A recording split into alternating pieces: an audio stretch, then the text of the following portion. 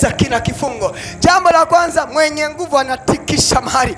Mwenye nguvu anatikisha. Mwanangu, hii tujue wewe una nguvu, tutikishe mahali. Na mimi leo natikisha nyavu zao, natikisha mageti yao, natikisha vifungo vyao. Hebu sema natikisha.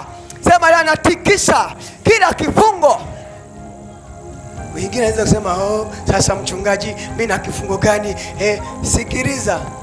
Aliyekuwa gerezani ndiye aliyekuandikia kitabu cha Wakorinto. Ndiye aliyekuandikia kitabu cha Wafilipi.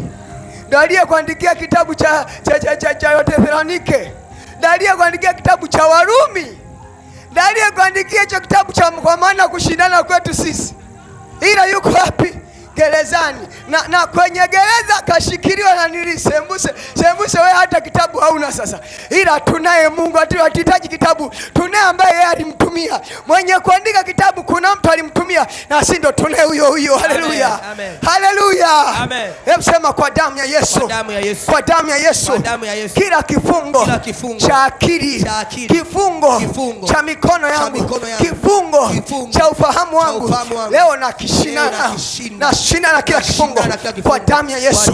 Kwa damu ya Yesu na shindana na vifungo vya bati, vifungo vya kazi, vifungo na shindana leo kwa damu ya Yesu. Kwa damu ya Yesu. Kiwe kifungo chochote, kifungo cha shaba leo nakata na yeyusha shaba zao. Kifungo cha chuma leo navunja kwa damu ya Yesu. Kwa damu ya Yesu. Kila silaha itakayofanyika juu yangu haitafanikiwa.